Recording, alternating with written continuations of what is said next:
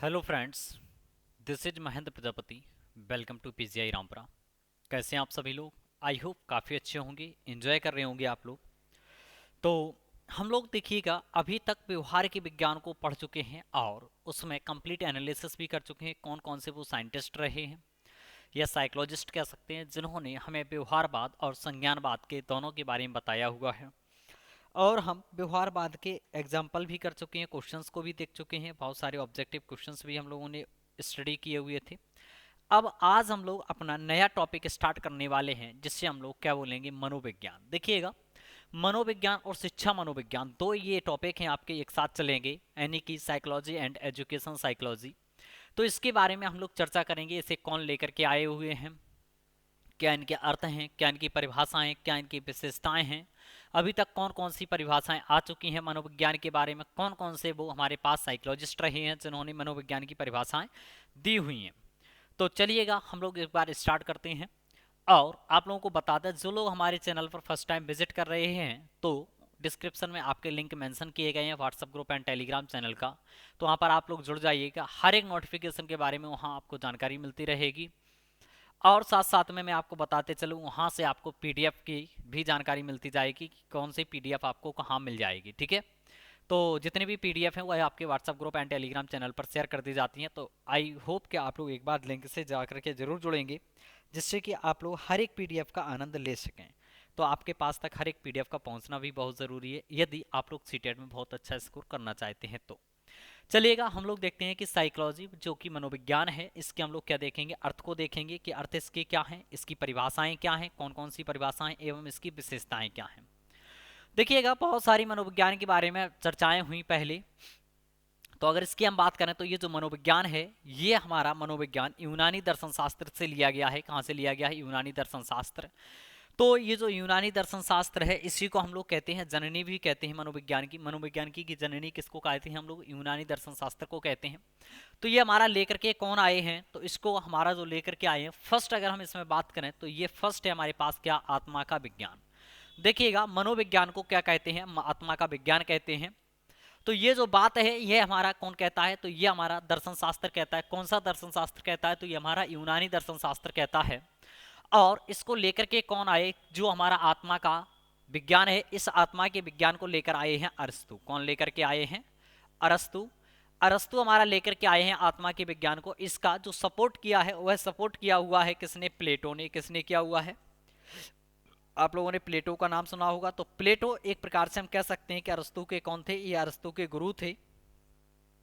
अरस्तु के ये कौन थे? गुरु थे, प्लेटो। तो जो आत्मा का विज्ञान लेकर के आया है, उसका नाम क्या था? उसका नाम अरस्तु था। क्या नाम था? अरस्तु। और इसको जो सपोर्ट किया है वह प्लेटो ने सपोर्ट किया हुआ है। किसने सपोर्ट किया? प्लेटो ने। प्लेटो के बाद इसको सपोर्ट किया है डेकार्टे ने। किसने किया हुआ है? डेकार्टे ने। डेकार्टे ने भी इन्हें सपोर्ट किया हुआ है। इन्होंने भी कहा है कि जो साइकोलॉजी यानी कि मनोविज्ञान है, वह किसका विज्ञान है? आत्मा का विज्ञान है। और डेकार्टे के बाद जो एक और है, रुडोल्फ गाइकिल। कौन है? रुडोल्फ गाइकिल। इन्होंने भी इसको सपोर्ट किया हुआ है। तो जो इनका नाम है इंसाइटिस्ट का, रुडोल्फ गाइको। तो इन्होंने आत्मा के विज्ञान को सपोर्ट किया है। ये सभी आपके यूनानी दर्शन शास्त्री हैं। कौन से हैं? यूनानी दर्शन शास्त्री हैं। इनका कहने का अर्थ ये था कि जो मनोविज्ञान है वह आत्मा का विज्ञान है। किसका विज्ञान है? आत्मा का विज्ञान है। और हमारा दर्शन शास्त्र कहता भी है क्या? दर्शन शास्त्र हमारा क्या कहता है? कि जो आत्मा का विज्ञान है, तो जिस विज्ञान के द्वारा, किसके द्वारा? जिस विज्ञान के द्वारा हमारा जो आत्मा है क्या है? अगर हम आपसे बात करें कि इस आत्मा के विज्ञान में हम लोग क्या क्या पढ़ते हैं, जैसे कि आत्मा हो गया, परमात्मा हो गया। क्या हो गया? परमात्मा हो गया। परमात्मा के बारे में। और यहाँ हम लोग जो पढ़ते हैं वह ब्रह्म के बारे में पढ़ते हैं। किसके बारे में पढ़ते हैं? ब्रह्म के बारे में। मतलब कि जिस दर्शन शास्त्र के द्वारा ये सारी जानकारी हमें प्राप्त होती है, वही दर्शन शास्त्र हमारा क्या कहलाता है?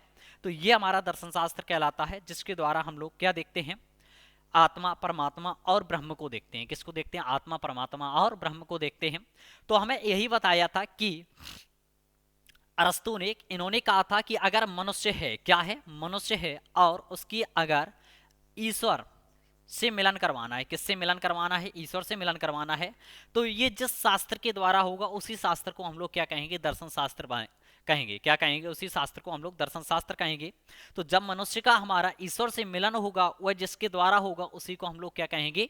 दर्शन शास्त्र के नाम से जानेंगे। किस नाम से जानेंगे? दर्शन शास्त्र के नाम से इसे हम जानेंगे। तो ये जो मनोविज्ञान है, यह मनोविज्ञान हम लोग पश्चिमी मनोविज्ञान पढ़ते हैं, पश्चिमी दर्शन शास्त्र के द्वारा पढ़ते हैं। किसके द्वारा पढ़ते हैं? पश्चिमी दर्शन शास्त्र के द्वारा पढ़ते हैं। ठीक है। तो अरस्तु ने इन्हें बहुत सारे नाम दिए हैं इस विज्ञान को। इस विज्ञान को इन्होंने कहा है कि यह अंतःकरण का विज्ञान भी कहलाता है। जो आत्मा का विज्ञान है, आत्मा के विज्ञान को इन्होंने कहा कि यह अंतःकरण का विज्ञान भी कहलाता है। किसका विज्ञान कहलाता है? अंतःकरण का विज्ञान। मतलब कि हम अब जो आत्मा के बारे में स्टडी करेंगे, किसके बारे में स्टडी करेंगे? आत्मा के बारे में स्टडी करेंगे, या परमात्मा के बारे में स्टडी करेंगे, या ब्रह्म के बारे में स्टडी करेंगे, तो ये हमारा जिस दर्शन शास्त्र के अंतर्गत आएगा वो तो हमारा यूनानी दर्शन शास्त्र है। और यह यूनानी दर्शन शास्त्र हमारा किसके अंतर्गत आएगा? तो ये हमारा मनोविज्ञान के अंतर्गत आएगा। किसके अंतर्गत आएगा? मनोविज्ञान के अंतर्गत आएगा।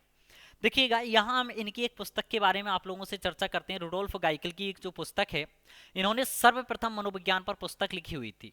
अगर आपसे पूछा जाता है बताओ सर्वप्रथम मनोविज्ञान पर पुस्तक किसने लिखी हुई थी, तो रुडोल्फ गाइकल ने लिखी थी। कब लिखी हुई थी? तो यह 1590 ईस्वी में लिखी थी।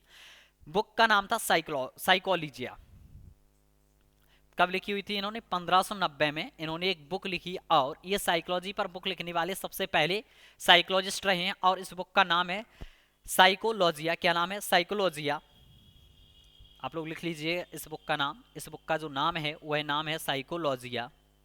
तो रुडोल्फ गाइकल ने एक पुस्तक लिखी हुई थी जिसमें इन्होंने कहा था कि यह जो दर्शन शास्त्र है, दर्शन शास्त्र मनोविज्ञान की क्या है? जननी है। इन्होंने कहा था, अगर इनकी बुक की बात हम करें तो यह जो दर्शन शास्त्र है क्या है? दर्शन शास्त्र। तो यह दर्शन शास्त्र आपका क्या है? मनोविज्ञान की जननी है। दर्शन शास्त्र को इन्होंने क्या माना है? जननी माना हुआ है। और इन्होंने कहा है कि इस दर्शन शास्त्र के जो जनक हैं वह इन्होंने जनक किसको माना है? तो इन्होंने अरस्तु को जनक माना हुआ है। किसको माना है जनक? इन्होंने अरस्तु को जनक के रूप में व्याख्या की हुई है। किस बुक में इन्होंने की हुई है? तो यह 1590 में एक इन्होंने बुक रिलीज की हुई थी, जिस बुक का नाम क्या था? साइकोलॉजिया बुक नाम था। कब की हुई थी? 1590 ईस्वी में की हुई थी। एक मनोविज्ञान की सबसे पहली लिखने वाली ये पुस्तक है। तो हमारे अरस्तु क्या कहते हैं? तो अरस्तु का कहना ये है कि जो हमारी ज्ञानेंद्रियां हैं, क्या हैं? ज्ञानेंद्रियां हैं। आंख, नाक, कान, जीभ, त्वचा, इनके द्वारा जो हमें ज्ञान प्राप्त होता है, यह ज्ञान जो हमें प्राप्त होता है वह कहाँ, किसके पास चला जाता है? तो वह आत्मा के पास चला जाता है। किसके पास चला जाता है? आत्मा के पास। अर्थात ज्ञानेंद्रियों के द्वारा हमें प्राप्त ज्ञान जो परिभाषा या उसको जो हमें समुचित करता है वह कौन करता है? तो आत्मा करती है। कौन करती है? आत्मा करती है। इसी कारण इसे हम लोग क्या कहते हैं? आत्मा का विज्ञान कहते हैं। किसका विज्ञान कहते हैं? आत्मा का विज्ञान कहते हैं। ठीक है। तो आइएगा आगे चल करके हम आपको बात बताते हैं कि यहाँ एक और साइकिलिस्ट आए जिनका नाम गैरेट था। क्या नाम था? गैरेट। तो आइएगा थोड़ा गैरेट के बारे में हम लोग जान लेते हैं। तो गैरेट ने कहा कि जो साइकोलॉजी वर्ड है, कौन सा वर्ड है? Psychology word. ये साइकोलॉजी वर्ड आपका अंग्रेजी भाषा का वर्ड है। किस भाषा का वर्ड है? अंग्रेजी भाषा का वर्ड है ये। तो ये अंग्रेजी भाषा का शब्द है। अगर आपसे क्वेश्चन पूछ लिया जाता है कि बताओ साइकोलॉजी जो शब्द है वह किस भाषा का शब्द है, तो यह हमारा अंग्रेजी भाषा का शब्द है। गैरेट ने बताया कि जो साइकोलॉजी है यह दो शब्दों से मिलकर के बना है, साइको और लोगस से मिलकर के। किस किस से मिलकर के बना है? साइको और लोगस से। साइको एंड किससे मिलकर के बना हुआ है? लोगस से। और ये जो साइको और लोगस शब्द हैं ये आपके कौन से शब्द लिए गए हैं? तो ये आपके ग्रीक शब्द हैं या यूनानी शब्द हम इन्हें कह सकते हैं। तो ये जो दोनों शब्द लिए गए हैं ये दोनों शब्द कैसे हैं? ग्रीक शब्द हैं, या इन्हीं को हम लोग यूनानी भाषा कह सकते हैं। क्या कह सकते हैं? यूनानी भाषा। अब यूनानी भाषा की अगर हम आपसे बात करें तो साइको का अर्थ होता है आत्मा। क्या होता है साइको का अर्थ? तो यहाँ पर जो साइको का अर्थ है वह अर्थ है आत्मा। क्या है अर्थ? आत्मा है। और लोगस का अर्थ है यहाँ पर अध्ययन करना। क्या करना? अध्ययन करना। तो इससे अंदाजा लगा सकते हैं कि गैरेट के अनुसार भी क्या डेफिनेशन निकल करके आ रही है साइकोलॉजी की? तो वह निकल करके आ रही है आत्मा का अध्ययन करना। क्या आ रही है? आत्मा का अध्ययन करना। तो हम कह सकते हैं कि साइकोलॉजी जो वर्ड है, साइकोलॉजी का अर्थ क्या हो जाएगा? तो साइकोलॉजी का अर्थ हो जाएगा आत्मा का अध्ययन करना। किसका अध्ययन करना? आत्मा का अध्ययन करना। तो ये बात हमें किसने बताई हुई थी? तो ये बात हमें गैरेट ने बताई हुई थी। किसने बताई हुई थी? गैरेट ने। गैरेट ने कहा था कि जो साइकोलॉजी वर्ड है यह अंग्रेजी भाषा का वर्ड है जो दो भाषाओं से मिलकर, दो शब्दों से मिलकर के बना है। पहला क्या है? साइको, दूसरा क्या है? लॉगस। तो साइको एंड लॉगस आपके कैसे हैं? ग्रीक या यूनानी भाषा के शब्द हैं। जिनका अर्थ क्या होता है आत्मा, और लोगस का अर्थ क्या होता है अध्ययन करना। तो इस प्रकार से हमारा आत्मा का अध्ययन किया जाता है, किसके अंतर्गत, साइकोलॉजी के अंतर्गत आत्मा का अध्ययन किया जाता है। एक और बात बताते हैं, यहां पर एक और साइकोलॉजिस्ट आए जिन्होंने हमें किसके बारे में बताया, जिसका नाम केलर है। क्या नाम है, केलर। तो केलर ने हमें बताया कि जो हमारे पास दर्शन शास्त्र है वह मनोविज्ञान की क्या है, जननी है। दर्शन शास्त्र, जो दर्शन शास्त्र है वह मनोविज्ञान की क्या है, जननी है। दर्शन शास्त्र मनोविज्ञान की जननी उन्होंने बताया है। एंड इन्होंने हमें एक बात और बताई इसी में साथ साथ, इन्होंने कहा अरस्तु मनोविज्ञान का जनक है। तो जो अरस्तु हैं, कौन है अरस्तु, तो ये अरस्तु कौन है, मनोविज्ञान के जनक माने जाते हैं। क्या माने जाते हैं, ये मनोविज्ञान के जनक माने जाते हैं। तो आप लोग मनोविज्ञान का जनक यानी कहा जाता है, मनोविज्ञान के जनक के रूप में हम इन्हें मानते हैं। कौन, किसने कहा, ये हमें बात बताई हुई थी किसने, केलर। किसने बताई हुई थी, केलर ने। तो देखिएगा यहाँ आपको मोटी मोटी एक बात ये पता चल रही होगी कि साइकोलॉजी जो है, अगर हम दर्शन शास्त्र की बात करें, जो अरस्तु लेकर के आए हुए थे, कौन लेकर के आए थे, अरस्तु। तो इन्होंने कहा साइकोलॉजी का अर्थ होता है आत्मा का अध्ययन करना। अब यहाँ पूछ लिया जाता है कि जो बताओ, जो अरस्तु थे, अरस्तु को किस किसने सपोर्ट किया हुआ था। तो अरस्तु को किस किसने सपोर्ट किया था, इनके ग्रुप, जो जिनका नाम प्लेटो था, क्या नाम था, प्लेटो नाम था। डेकार्टे ने किया हुआ था, किसने किया हुआ था, डेकार्टे ने किया था। और रूडोल्फ गाइकल ने किया था। रूडोल्फ गाइकल एक ऐसा मनोवैज्ञानिक है जिसने सर्वप्रथम मनोविज्ञान पर पुस्तक लिखी हुई थी, और वह पुस्तक उन्होंने सन 1590 ईस्वी में यानी कि 1519 में लिखी हुई थी, जिस पुस्तक का नाम क्या था, साइकोलॉजिया नाम था। क्या नाम था, साइकोलॉजिया नाम था।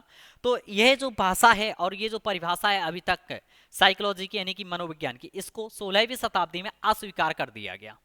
इसको क्या, 16वीं शताब्दी में क्या कर दिया गया, अस्वीकार कर दिया गया। तो यह जो परिभाषा जो अरस्तु के द्वारा दी गई थी, इसको 16वीं शताब्दी में क्या कर दिया गया, अस्वीकार कर दिया गया।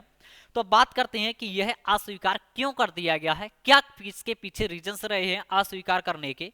तो देखिएगा, ये कहा जाता है कि जो विज्ञान है, क्या है, विज्ञान है। विज्ञान हमारा किस पर आधारित रहता है, तो प्रयोग पर आधारित रहता है। देखिएगा, आप सभी लोग जानते हैं कि जो हमारा विज्ञान है वही किस पर आधारित रहता है, प्रयोग पर आधारित रहता है। अब अगर आपसे बात की जाए आत्मा की, तो आत्मा को तो हम लोग प्रयोग कर नहीं सकते, अर्थात प्रयोग हम उसी चीज पर कर सकते हैं जो हमें क्या दिखाई दे, क्या क्या हो, दिखाई दे। तो हमें आत्मा तो दिखाई देती नहीं है, तो इसलिए कहा गया कि जो मनोविज्ञान है वह आत्मा का विज्ञान नहीं है। क्यों नहीं है, क्योंकि ये हमें दिखाई नहीं देता है, मतलब कि ये मूर्त नहीं है, ये अमूर्त है। कैसा, ये मूर्त नहीं है। भाई जिस चीज हमें दिखाई देती है उसे हम लोग क्या कहते हैं, मूर्त कहते हैं। तो ये कहा गया कि विज्ञान हमारा जो है वह हमारा मूर्त है, जो हमें दिखाई देता है, लेकिन आत्मा का विज्ञान कैसा है, अमूर्त माना गया है। आत्मा का विज्ञान, पहली तो बात यही निकली कि अमूर्त है ये, मतलब कि ये दिखाई नहीं देता है। दूसरी बात कही गई है कि इसके रूप के बारे में पता नहीं है, किसके बारे में पता नहीं है, रूप के बारे में पता नहीं है हमें, ये अमूर्त है। इसकी अगर और बात करें तो इसके जो प्रकार हैं, हमें प्रकार के बारे में पता नहीं है। तो इस कारण इस भाषा को क्या कर दिया गया, अस्वीकार कर दिया गया। कब, 16वीं शताब्दी में। तो जब 16वीं शताब्दी में इसे अस्वीकार कर दिया गया, तब एक और नई प्रकार की मनोविज्ञान की डेफिनेशन का जन्म होता है, जिसे हम लोग कहते हैं मन या मस्तिष्क का विज्ञान। क्या कहते हैं, मन या मस्तिष्क का विज्ञान।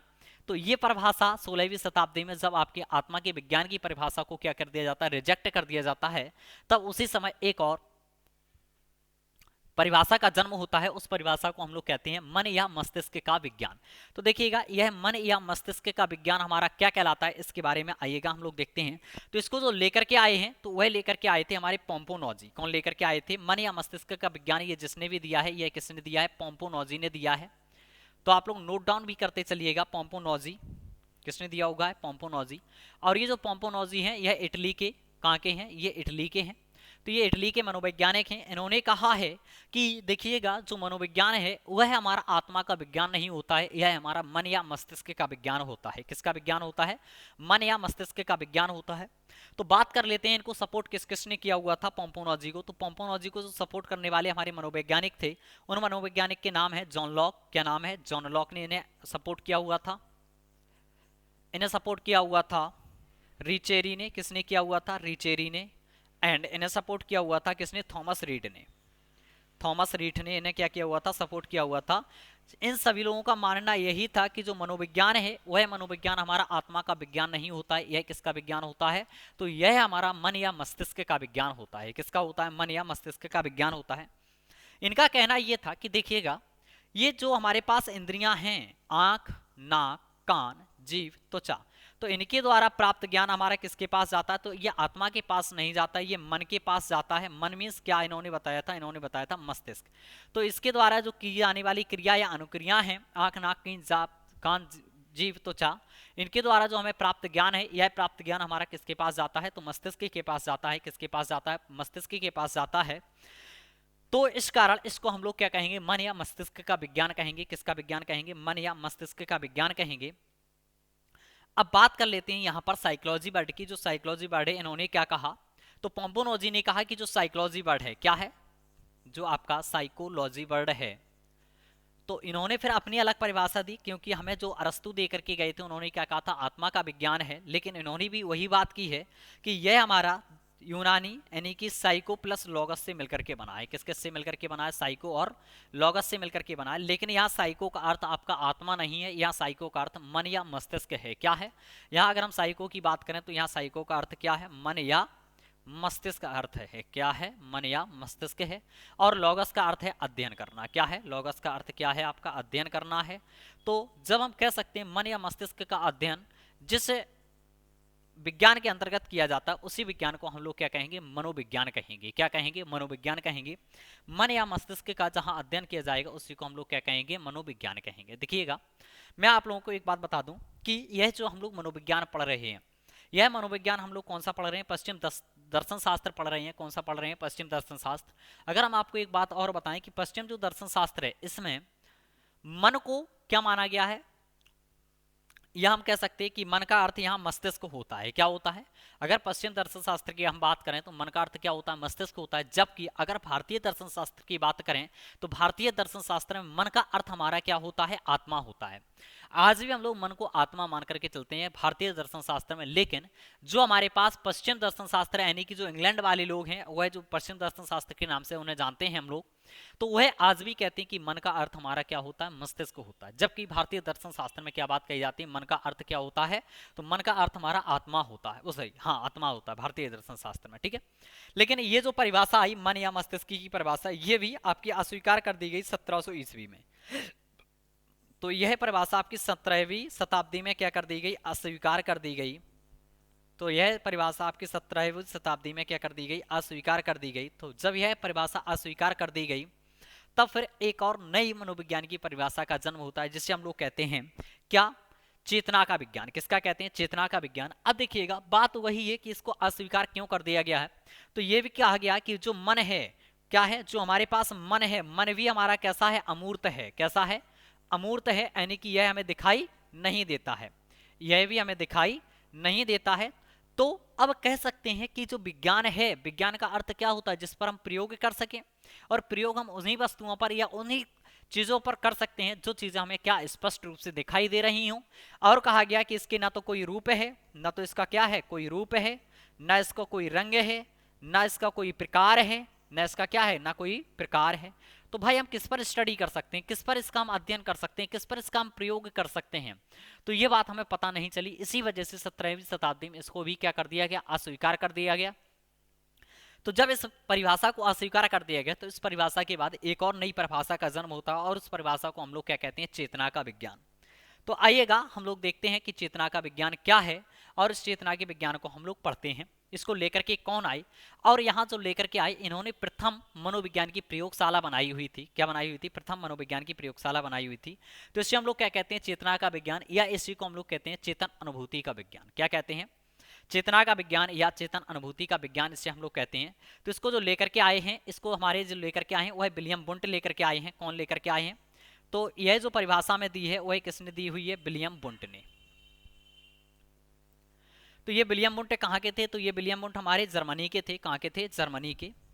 तो एक जर्मनी के ये प्रोफेसर हैं। कहाँ के प्रोफेसर हैं? जर्मनी के। देखिएगा, ये जर्मनी के हैं, लेकिन बाद में ये एक प्रोफेसर भी बने। क्या बने? ये प्रोफेसर रहे हैं। और ये जो प्रोफेसर रहे हैं, जिस यूनिवर्सिटी में ये प्रोफेसर रहे, उस यूनिवर्सिटी का नाम है कार्ल मार्क्स यूनिवर्सिटी। क्या नाम है? Karl Marx university. आप लोग अगर लिखना चाहें तो लिख लीजिएगा। ये जिस यूनिवर्सिटी में रहे हैं, वह इस यूनिवर्सिटी का क्या नाम है? Karl Marx university. ये उसमें एक प्रोफेसर रहे हैं। ठीक है। तो इनका सपोर्ट किसने किया, जरा इस बात को भी हम लोग पहले समझ लेते हैं। तो इसका जो सपोर्ट किया था, इनका जो सपोर्ट किया वह विलियम जेम्स ने किया है। किसने किया है? विलियम जेम्स ने किया है। और जो विलियम जेम्स हैं वह हमारे कहाँ के हैं? तो ये अमेरिकी मनोवैज्ञानिक हैं। कहाँ के हैं? लिख लेना आप लोग, ये अमेरिकी मनोवैज्ञानिक हैं। ठीक है। और इनका जो और सपोर्ट किया हुआ है वह सपोर्ट किया हुआ है जेम्स सैली ने। किसने किया है? जेम्स सैली ने। जेम्स सली भी लिखा होता है, सैली भी कहीं लिखा रहता है। एंड जो इनका एक और लोग ने जो सपोर्ट किया हुआ था उनका नाम था वाइस। क्या नाम था? वाइस नाम था।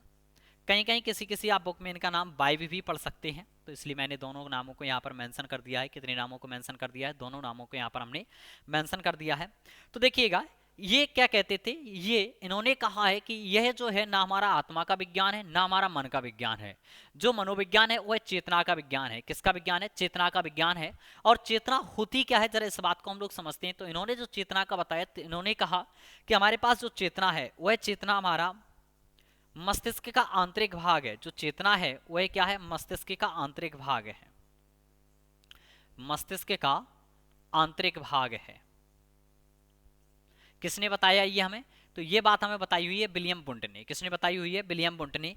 इन्होंने कहा है कि जो चेतना है हमारे पास, चेतना हमारा मस्तिष्क का आंतरिक भाग है। अब इन्होंने कैसे इसको सिद्ध किया? देखिएगा, इन्होंने ऐसे सिद्ध किया। इन्होंने कहा कि मान लो कि आप हैं, आप अपने आप को लीजिएगा, आप हैं और हमने आपसे कहा है कि सोचिएगा हाथी के बारे में। किसके बारे में? सोचिएगा, हमने जैसे ही हाथी का नाम लिया तो आपके दिमाग में, अंतर आत्मा में आपके पास एक इमेज बन चुकी होगी हाथी की। बन चुकी है या नहीं बन चुकी है? तो जो आपके अंदर एक इमेज बन चुकी है, किसकी? हाथी की जो एक इमेज बनी हुई है, अर्थात मैं कह सकता हूं आपके लिए, आपके मन में एक भावना जागृत हुई है। क्या जागृत हुई है? भावना जागृत हुई। क्योंकि इन्होंने कहा है कि ये चेतना का विज्ञान है। किसका? मस्तिष्क का आंतरिक भाग है। तो ये जो व्यक्ति है, आप अपने आप को ही सोचिएगा, मैंने जैसे ही आपसे हाथी बोला तो आप क्या करेंगे? हाथी के बारे में सोचना स्टार्ट कर देंगे। हाथी कैसा होता है, क्या खाता है, कितना लंबा होता है, कैसे वर्क करता है, ये सारे काम आप सोचने लगे होंगे। ठीक है ना?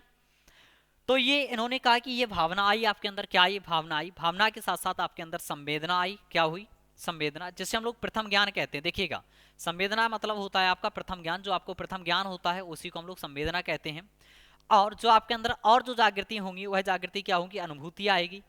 क्या आएगी? अनुभूति आएगी। तो इन्होंने यही कहा है कि ये इस प्रकार से हमारा चेतना का विज्ञान है, जो कि हमारा मस्तिष्क का क्या है? आंतरिक भाग है। मस्तिष्क का क्या इन्होंने माना है? इसको आंतरिक भाग माना हुआ है। और इन्होंने कहा है कि यह जो चेतना है यह मूर्त है, इस पर हम प्रयोग कर सकते हैं।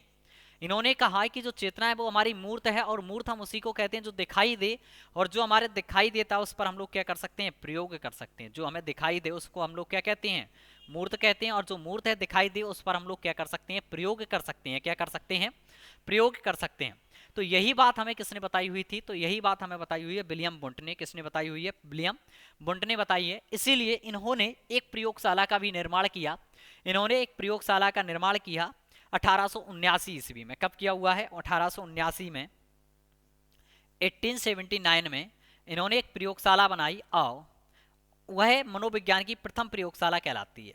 क्या कहलाती है? 1879 ईस्वी में, 1879 में इन्होंने एक प्रयोगशाला बनाई जो मनोविज्ञान की सबसे प्रथम प्रयोगशाला है। आपसे पूछा जा सकता है, क्वेश्चन आता है और कईयों बार कई एग्जाम में आ चुका है क्वेश्चन कि बताओ मनोविज्ञान की प्रथम प्रयोगशाला किसके द्वारा बनाई गई, या किस शहर में बनाई गई, या कब बनाई गई थी? तो 1879 में किसके द्वारा? विलियम वुंट के द्वारा यह जो प्रयोगशाला बनाई गई, यह लिपजिंग शहर में बनाई गई। किस में बनाई गई थी? लिख लीजिएगा, आप लोग नोट डाउन कर लीजिएगा, लिपजिंग शहर। तो जो लिपजिंग शहर है आपका, वहां पर ये एक आपकी क्या बनाई गई थी? प्रयोगशाला बनाई गई थी, जो कि आपका जर्मनी का एक शहर है, नगर है। जर्मनी का क्या है? एक नगर है।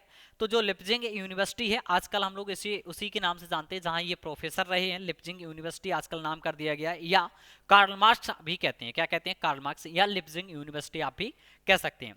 तो यह विलियम वुंट के द्वारा बनाई गई थी। किसके द्वारा बनाई गई है? विलियम वुंट के द्वारा।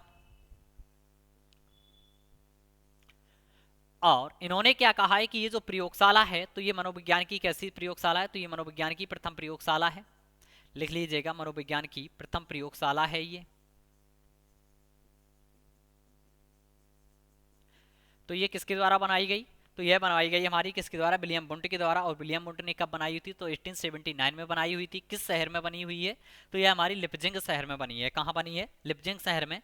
तो इसका अर्थ क्या है, इस प्रयोगशाला में किसका अध्ययन किया जाता है, तो इसमें जो अध्ययन किया जाता है वह चेतना का अध्ययन किया जाता है। किसका अध्ययन किया जाता है, चेतना का अध्ययन। अब इन्होंने एक बात और हमें बता दी कि जो चेतना का अध्ययन किया जाता है यह जिस विधि के द्वारा किया जाता है उस विधि को हम लोग अंतर्दृष्टि विधि कहते हैं। क्या कहते हैं, अंतर्दृष्टि विधि कहते हैं। चेतना का अध्ययन जिस विधि के द्वारा किया जाता है उस विधि को हम लोग क्या कहते हैं, अंतर्दृष्टि विधि कहते हैं, अंतर्दृष्टि विधि कहते हैं। तो ये हमारा चेतना का विज्ञान है। किसका विज्ञान है, चेतना का विज्ञान है। और इन्होंने हमें बात बताई हुई है कि चेतना पर हम क्या कर सकते हैं, अध्ययन कर सकते हैं। इसीलिए इन्होंने एक प्रयोगशाला का भी निर्माण किया जो कि 1879 में किया हुआ था, लिपजिंग शहर में विलियम वुंट के द्वारा कराया गया। इसे प्रयोगशाला में किसका अध्ययन किया जाता है, तो चेतना का अध्ययन किया जाता है।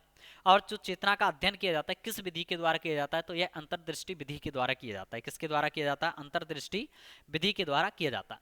देखिएगा, अब हम अगर आपसे बात करें कि भारत दर्शन शास्त्र में या भारतीय दर्शन शास्त्र का जो जनक है वह किसको मानते हैं, हम लोग अरस्तू को मानते हैं। किसको मानते हैं, अरस्तू को मानते हैं। जबकि जो हमारे अमेरिका के लोग हैं वह अमेरिका के जो जनक मानते हैं वह विलियम जेम्स को मानते हैं। किसको मानते हैं, विलियम जेम्स को मानते हैं। एंड इसी प्रकार से जो हमारा जर्मनी के हैं वह विलियम वुंट को मानते हैं। जर्मनी का जो जनक माना जाता है वह किसको मानते हैं, विलियम वुंट को मानते हैं। तो जर्मनी का जो जनक है, मनोविज्ञान का जनक, वह किसको माना जाता है, विलियम वुंट को। भारत का किसको माना जाता है, अरस्तू को माना जाता है। और अमेरिका के लोग किसको मानते हैं, तो वह विलियम जेम्स को मानते हैं। ये नोट डाउन आप लोग कर लीजिएगा, या आप कहें तो मैं लिख देता हूं। तो मैं लिख सकता हूं फर्स्ट पॉइंट, भारत में जो मनोविज्ञान का जनक है। देखिएगा, आप लोगों को नॉलेज भी होना चाहिए हर एक चीज का। मनोविज्ञान का जनक किसको मानते हैं हम लोग, तो मनोविज्ञान का जनक हम लोग मानते हैं अरस्तू को। किसको मानते हैं, अरस्तू को।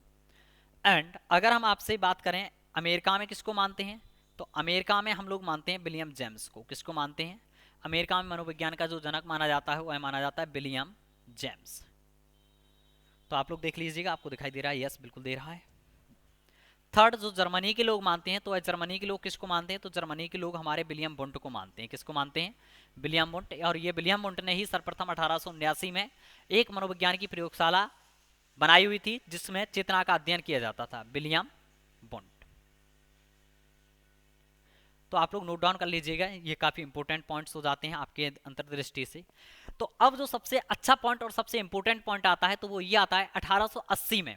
कब, 1880 में, 1880 में किसने, विलियम वुंट ने एक मनोविज्ञान को स्वतंत्र विषय का दर्जा दिलवाया। जो मनोविज्ञान है, इस मनोविज्ञान को इन्होंने क्या किया, स्वतंत्र विषय का दर्जा दिलवाया। किसका दर्जा दिलवाया, स्वतंत्र विषय का। और ये जो स्वतंत्र विषय का दर्जा दिलवाया ये किसने दिलवाया है, तो ये विलियम वुंट ने दिलवाया है। किसने दिलवाया है, विलियम वुंट ने। ठीक है। तो 1880 में इन्होंने जब प्रयोगशाला, 1879 में इन्होंने क्या एक प्रयोगशाला बनाई, और प्रयोगशाला की बनाने के बाद इन्होंने 1880 में मनोविज्ञान को एक स्वतंत्र विषय का दर्जा दिलवाया। लेकिन यह हुआ क्या, देखिएगा, अगर हम आप लोगों से एक बात करें तो यह है जो मनोविज्ञान का आधुनिक जनक भी इन्हें कहा जाता है। लिख लीजिएगा, मनोविज्ञान का आधुनिक जनक। कुछ पॉइंट आपसे यहाँ से पूछे जा सकते हैं और आते हैं एग्जाम में।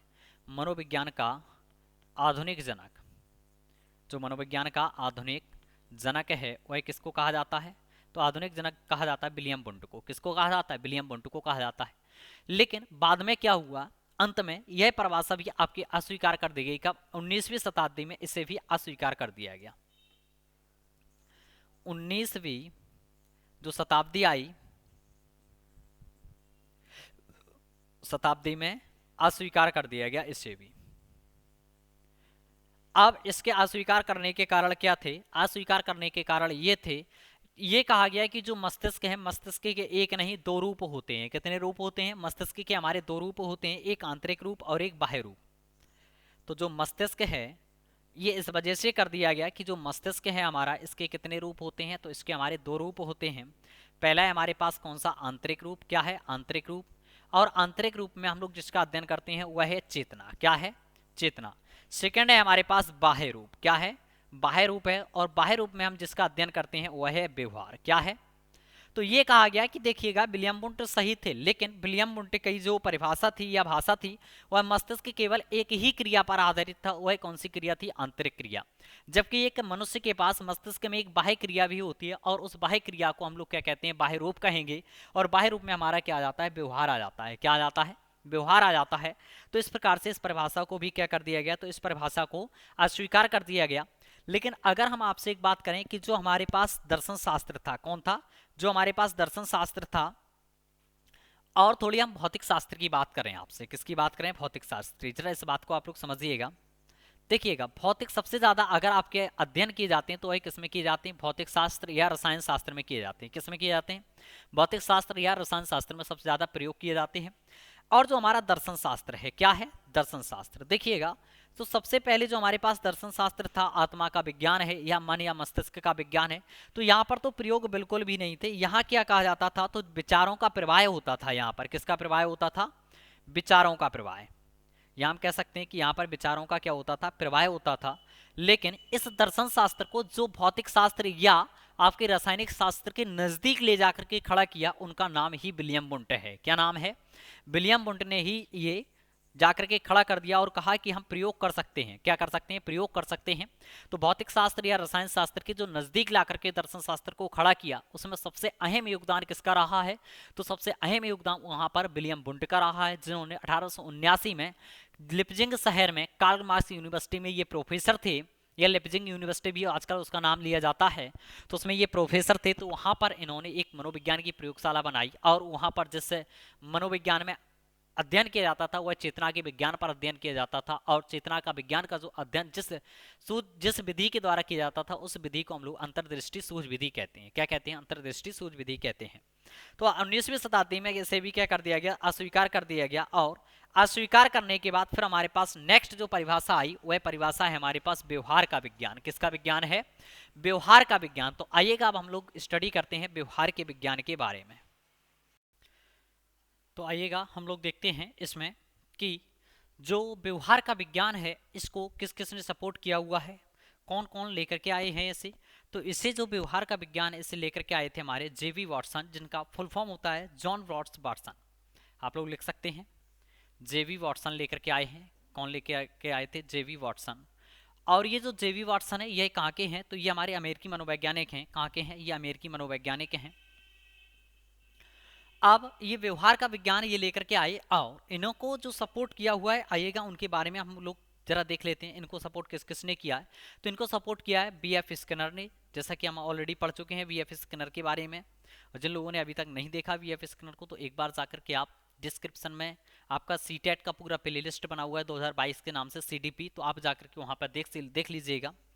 एंड इवान पेट्रोविच पावलोव, या इन्हें हम लोग शॉर्ट फॉर्म में ईपी पावलोव भी कहते हैं। क्या कहते हैं? EP Pavlov, Ivan Petrovich Pavlov. ये सभी चीज़ें हम लोग ऑलरेडी पढ़ चुके हैं। थर्ड जो इन्होंने इन्हें किया हुआ था सपोर्ट, वह किया था क्लार्क एल हल, यानी कि सी एल हल ने किया हुआ था। किसने किया हुआ था? सी एल हल ने इन्हें किया हुआ था। ठीक है। और जो व्यवहारवाद का विज्ञान है, उसको और जो सपोर्ट किया था वह किया था विलियम मैकडूगल ने। किसने किया हुआ था? William McDougall. देखिएगा, इसको लेकर के कौन आए थे? इसको लेकर के आए हुए थे हमारे जेवी वाटसन। कौन लेकर के आए थे? जेवी वाटसन। लेकिन अगर हम आपसे बात करें कि सबसे पहले व्यवहार शब्द का प्रयोग किसने किया था, तो सबसे पहले व्यवहार शब्द का प्रयोग इन्होंने ही किया था, जिनका नाम क्या है? विलियम मैकडूगल है। क्या नाम है? विलियम मैकडूगल है। इन्होंने अपनी एक पुस्तक 1905 में, कब? 1905 में इन्होंने व्यवहार शब्द का प्रयोग किया है। किस शब्द का प्रयोग किया है? व्यवहार शब्द का प्रयोग किया है। और जो हमारे जेवी वाटसन है, जो व्यवहारवाद का सिद्धांत लेकर के या विज्ञान लेकर के आए हैं, तो ये लेकर के आए हैं 1912 से 1913 के मध्य। कब लेकर के आए हैं? 1912 से 1913 के मध्य लेकर के आए हैं। लेकिन विलियम मैकडूगल ने 1905 में ही व्यवहार शब्द का अपनी पुस्तक में प्रयोग किया था। इनकी जो पुस्तक थी, उस पुस्तक का नाम था आउटलाइन ऑफ साइकोलॉजी। क्या नाम था? यह जो एक इन्होंने बुक लिखी हुई थी, उस बुक का नाम क्या था? उस बुक का नाम था outline of psychology. Outline of psychology. तो ये विलियम मैकडूगल ने सबसे पहले इसका प्रयोग किया हुआ था। चलिएगा, आइएगा हम लोग थोड़ा पहले व्यवहार शब्द के बारे में जानते हैं, क्योंकि जो व्यवहार है आजकल का जो विज्ञान है, मनोविज्ञान है, वह हम लोग किसका विज्ञान कहते हैं? व्यवहार का ही विज्ञान कहते हैं। किसका विज्ञान कहते हैं? व्यवहार का विज्ञान। तो देखिएगा, व्यवहार है क्या? व्यवहार के बारे में अभी तक जैसा कि हम लोगों ने देखा है, तो यह जो व्यवहार शब्द है यह हमारा मानसिक स्थिति का बाह्य रूप है। क्या है? मानसिक स्थिति का ये बाह्य रूप है। मानसिक स्थिति का बाह्य रूप माना जाता है इसको। क्या मानते हैं? बाह्य रूप है। तो ये जो व्यवहार है, व्यवहार को हम लोग क्या कहते हैं? मानसिक स्थिति का हमारा बाह्य रूप है। बाह्य रूप का मतलब क्या है? आइएगा समझते हैं इसको। तो जो बाह्य रूप है यानी कि जितनी भी हम शारीरिक क्रियाएं करते हैं, क्या करते हैं? शारीरिक क्रियाएं करते हैं। अब शारीरिक क्रियाएं क्या क्या हो सकती हैं? जो आपकी बॉडी लैंग्वेज है शारीरिक,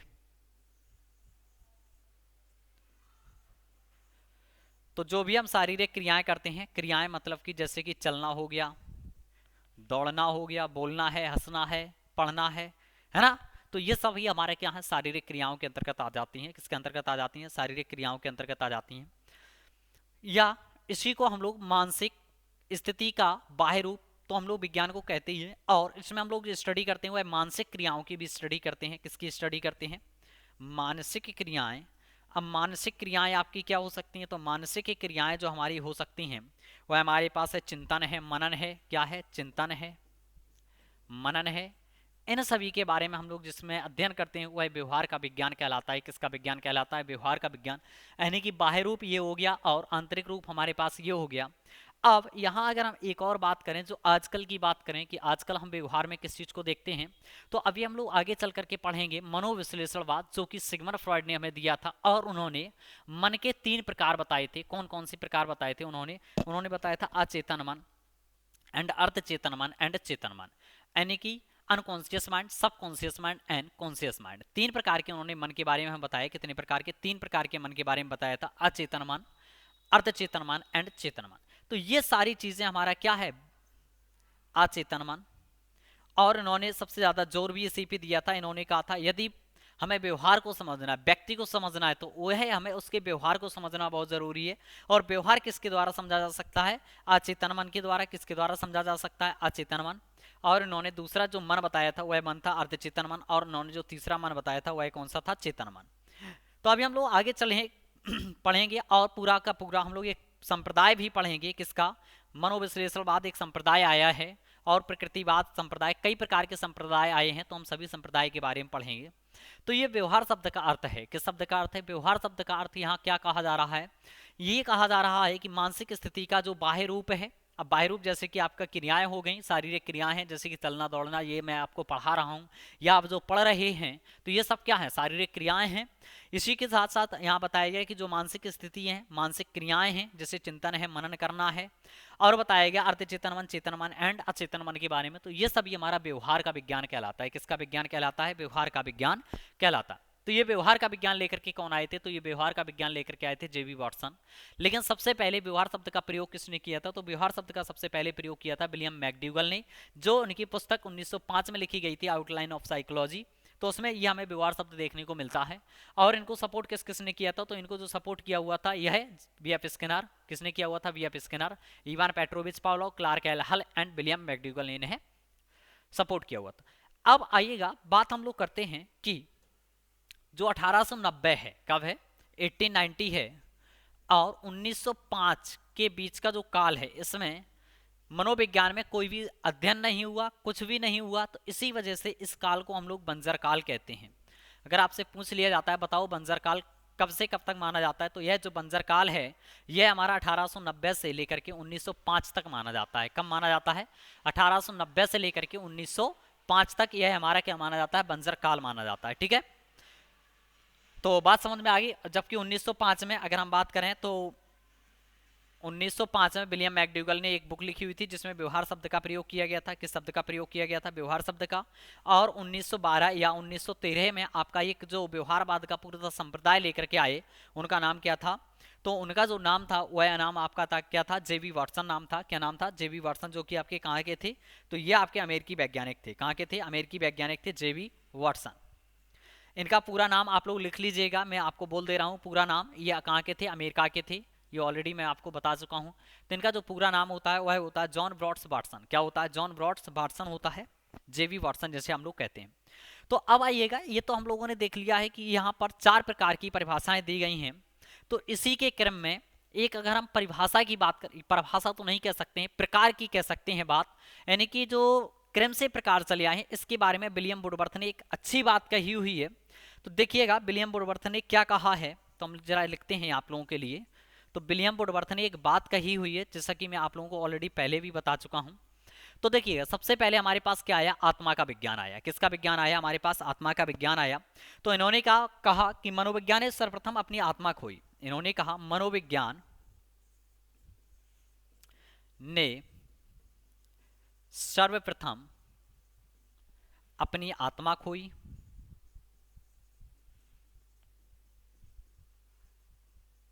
आत्मा के बाद इन्होंने फिर किसका विज्ञान आया था, फिर आया था मन का विज्ञान। फिर मन को खोया या मन को छोड़ा, खोया लिख लीजिएगा आप लोग।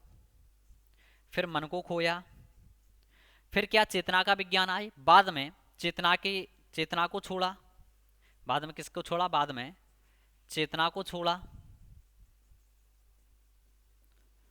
और इन्होंने कहा और आज व्यवहार के विज्ञान को अपनाता है, व्यवहार के विज्ञान को अपनाता है। देखिएगा ये क्वेश्चन किसी ना किसी एग्जाम में आया हुआ है, जैसा कि मुझे ये याद नहीं है, ये शायद आपका राजस्थान में जो आपका सेकंड ग्रेड का एग्जाम होता है वहां पर ये आया हुआ क्वेश्चन है आपका, कि विलियम वुडवर्थ के द्वारा जो कथन था वह मनोविज्ञान के बारे में क्या था। तो इन्होंने सबसे पहले यही कहा, मनोविज्ञान में सर्वप्रथम अपनी आत्मा खोई, फिर इसके बाद अपने मन को खोया, बाद में चेतना को छोड़ा, और आज व्यवहार के विज्ञान को ये क्या करता है, अपनाता है। तो ये याद नहीं है मुझे कि ये किस एग्जाम में आया, शायद आपका जो राजस्थान में सेकंड ग्रेड का एग्जाम होता है उसमें ये आया हुआ है। तो आइएगा अब हम लोग कुछ डेफिनेशंस के बारे में पढ़ते हैं, परिभाषाओं के बारे में पढ़ते हैं, कौन कौन से साइकोलॉजिस्ट हैं जो हमें डेफिनेशन के बारे में बता करके गए हैं। तो आइएगा सबसे पहले तो हम लोग जेवी वाटसन की ही पढ़ लेते हैं। तो उन्होंने कहा कि मनोविज्ञान व्यवहार का विज्ञान है, व्यवहार का शुद्ध विज्ञान है। कैसा है, इन्होंने बिल्कुल शुद्ध व्यवहार का विज्ञान माना है। इन्होंने आत्मा को, मन को, चेतना को, किसी को भी नहीं माना है। इन्होंने कहा कि यह शुद्ध विज्ञान है। कैसा है, शुद्ध विज्ञान। शुद्ध विज्ञान का मतलब कि यह धनात्मक है। कैसा है, धनात्मक है। ये निश्चित हो सकता है। कैसा हो सकता है, निश्चित हो सकता है। तो इन्होंने हमें ये बात बताई हुई है। तो ये जेवी वाटसन की डेफिनेशन है। आप लोग स्क्रीन कैप्चर करना चाहें तो स्क्रीन शॉट ले सकते हैं। चलिएगा आगे देखते हैं हम लोग। नेक्स्ट है हमारे पास विलियम मैकडूगल। तो विलियम मैकडूगल ने क्या कहा, जो मनोविज्ञान है वह आचरण और यथार्थ का विज्ञान है। किसका विज्ञान है, आचरण और यथार्थ का विज्ञान है। ये परिभाषा में किसने दी है, तो ये परिभाषा में विलियम मैकडूगल ने दी है। नोट कर लीजिएगा। फिर हम लोग आगे की ओर बढ़ते हैं। तो आगे देखते हैं। तो आगे है इसमें बीएफ स्किनर ने हमें क्या डेफिनेशन दी है। तो बीएफ स्किनर ने कहा मनोविज्ञान व्यवहार और अनुभव का विज्ञान है। बीएफ स्किनर ने क्या कहा है, मनोविज्ञान व्यवहार और अनुभव का विज्ञान है। आइएगा आगे की ओर देखते हैं, आगे और डेफिनेशंस हैं। तो सिगमंड फ्रॉइड, जो अभी हम लोग मनोविश्लेषणवाद पढ़ेंगे, वो काफ़ी इंपॉर्टेंट है। यहाँ से क्वेश्चन सीटेट में जरूर आता है। मनोविश्लेषणवाद से यहाँ से सीटेट में जरूर क्वेश्चन आता है। तो इन्होंने ही मन के 3 प्रकार बताए थे। कितने प्रकार बताए थे, 3 प्रकार बताए थे। कौन कौन से, उन्होंने 3 प्रकार बताए थे, unconscious mind, subconscious mind and conscious mind. तो इन्होंने क्या कहा, मनोविज्ञान अचेतन मन का अध्ययन करने वाला विज्ञान है। किसका अध्ययन करने वाला विज्ञान है, अचेतन मन का। तो जो मनोविज्ञान है हमारा वह अचेतन मन का अध्ययन करता है। किसका अध्ययन करता है, अचेतन मन का। इसके बाद है विलियम वुडवर्थ की डेफिनेशन है, आइएगा इसको देखते हैं। तो इन्होंने कहा जीवन में आभास एवं प्रभाव देने का जो प्रत्येक क्रिया है वह हमारी क्या है, व्यवहार है। वह हमारी क्या है, व्यवहार। जीवन में आभास एवं प्रभाव देने वाली प्रत्येक क्रिया हमारी क्या कहलाती है, व्यवहार कहलाती है। आइएगा आगे देखते हैं। तो आगे है जिम बॉर्डो के अनुसार। किसके अनुसार है, जिम बॉर्डो के अनुसार। तो मनोविज्ञान जीवधारियों का व्यवहार का वैज्ञानिक अध्ययन है। तो देखिएगा किस पर, जीवधारियों पर। किस पर अध्ययन करते हैं हम लोग, जीवधारियों पर जो अध्ययन किया जाएगा वही हमारा क्या कहलाएगा, व्यवहार का वैज्ञानिक अध्ययन कहलाएगा। ठीक है। तो ये कुछ डेफिनेशन है जिन्हें आप लोग बिल्कुल कंप्लीट कर लीजिएगा। सीडी मॉर्गन है। सीडी मॉर्गन ने क्या कहा है, तो सीडी मॉर्गन ने कहा है मनोविज्ञान मानव एवं पशु के व्यवहार का अध्ययन करने वाला विज्ञान है। तो सीडी मॉर्गन क्या कहते हैं, मानव एवं पशु के व्यवहार का अध्ययन करने वाला विज्ञान है। आप लोगों के लिए मैं एक क्वेश्चन बोल रहा हूं कि आज बताइए जो वर्तमान समय अभी चल रहा है इसमें हम लोग व्यवहार के द्वारा हम लोग किन किन चीजों का अध्ययन करते हैं, मानव पशु पक्षी क्या तीनों का अध्ययन करते हैं, मानव पशु पक्षी तीनों का क्या अध्ययन करते हैं। आप लोग कमेंट सेक्शन में एक बार कमेंट कर दीजिएगा, यस मैं मानव पशु और पक्षी तीनों का। फिलहाल आपको बताते चलते हैं, अभी हम आगे चल करके बताएंगे। तो यहाँ आइएगा, कुछ चीज़ें हम आपको बताते हैं। तो कुछ चीज़ें हैं कि अब हम देखते हैं मनोविज्ञान की क्या विशेषताएं या क्या प्रकृति है मनोविज्ञान की। तो नंबर फर्स्ट है हमारे पास मनोविज्ञान नियामक एवं विधायक विज्ञान है। देखिएगा, समझते हैं वर्ड, यहाँ थोड़े अटपटे शब्द हैं। आप लोग फर्स्ट टाइम अगर साइकोलॉजी पढ़ रहे होंगे तो थोड़े से वर्ड पर आप लोग चर्चा जरूर करें, थोड़े वर्ड को ध्यान रखें। तो हम आपको बताते हैं कि यहाँ नियामक का अर्थ क्या है। तो नियामक का यहाँ पर अर्थ ये होता है कि विषय वस्तु कैसी हो, आप जिस पर अध्ययन कर रहे हैं वह अध्ययन कैसा हो, विषय वस्तु कैसी हो। ठीक, विषय वस्तु कैसी हो। और विधायक का अर्थ होता है आपका, जो विधायक है, विधायक का अर्थ होता है आपका तथ्यों का ज्यों का त्यों अध्ययन करना, तथ्यों का ज्यों का त्यों अध्ययन करना। तो जो भी तथ्य हैं हमारे पास, तथ्यों का ज्यों का त्यों अध्ययन करना। ठीक है, तो ये हमारा नियामक एवं विधायक की कुछ वर्ड हैं जो कि मैं आप लोगों को विश्लेषित कर देता हूँ, विश्लेषण कर दे रहा हूँ इनका। आइएगा आगे देखते हैं। मनोविज्ञान व्यवहार का अध्ययन है। मनोविज्ञान किसका अध्ययन है? व्यवहार का अध्ययन है। और आज की प्रेजेंट टाइम की बात करें तो हम लोग मानव एंड पशु एंड पक्षी तीनों पर अध्ययन करते हैं, तीनों को ही हम लोग व्यवहार का विज्ञान मानते हैं। ठीक है, आगे भविष्यवाणी संभव है। मनोविज्ञान में भविष्यवाणी की जा सकती है, भविष्यवाणी संभव है, मान सकते हैं कि भविष्यवाणी हो सकती है। मनोविज्ञान के प्रमुख सिद्धांत या नियम कैसे हो सकते हैं? वस्तुनिष्ठ हो सकते हैं, वैध हैं, प्रमाणिक हैं। यानी कि इसके जो मनोविज्ञान के नियम या सिद्धांत अभी तक आए हैं वह कैसे हैं? वस्तुनिष्ठ हो सकते हैं, वैध हैं और प्रमाणिक हैं, ये सभी हैं। तो देखिएगा, ये हम लोगों ने क्या पढ़ा अभी तक? हमने ये देखा कि व्यवहार का जो विज्ञान है या जो मनोविज्ञान है, मनोविज्ञान का अभी तक हम लोगों ने अर्थ देखा है और परिभाषाओं को देखा है। किस किस को देखा है? मनोविज्ञान का हमने अर्थ और परिभाषा देखा है, जो कि हमने एक ही वीडियो में मेंशन कर दिया है। थोड़ा सा आपका लेंदी हो गया है लेक्चर, बट कुछ नहीं, अभी 46-47 मिनट का हुआ है, तो आप लोग देख सकते हैं। इतना भी मैं बोरिंग नहीं हूँ, आप लोग देख सकते हैं, एक बार में नहीं तो 2 बार में आप लोग देख लीजिएगा। तो आइएगा, अब हम लोग इसी में आगे की ओर चर्चा करेंगे। तो अब हम लोग चर्चा करेंगे मनोविज्ञान के कुछ प्रमुख संप्रदाय आए, जैसे संरचनावाद संप्रदाय है, प्रकृतिवाद संप्रदाय है, व्यवहारवाद संप्रदाय है, संज्ञानवाद संप्रदाय है, मनोविश्लेषणवाद संप्रदाय है, प्रेरकीय संप्रदाय, बहुत सारे संप्रदाय आए। तो क्रम से हम लोग एक एक इन संप्रदायों के बारे में भी स्टडी करेंगे। और आप लोग पेशेंस बनाए रखिए। देखिएगा, हम लोगों का एक ही टारगेट है, आपका और हमारा, कि हमारा सीटेट में बहुत अच्छे से अच्छा स्कोर हो। तो इस वीडियो को अगर आपको ज़्यादा पसंद आया हो तो आप लोग प्लीज़ एक बार इसे शेयर जरूर करें। ठीक है, तो फिर हम लोग मिलते हैं नेक्स्ट वीडियो के साथ, और उसमें हम लोग जो व्यवहार के विज्ञान है यानी कि मनोविज्ञान है उसके संप्रदाय के बारे में बात करेंगे। किसके बारे में बात करेंगे? संप्रदाय के बारे में हम लोग बात करेंगे। तो आप लोग प्लीज़ एक बार वीडियो को ज़्यादा से ज़्यादा शेयर कर दीजिएगा। Thank you for today, all the best, have a nice day, जय हिंद, जय भारत।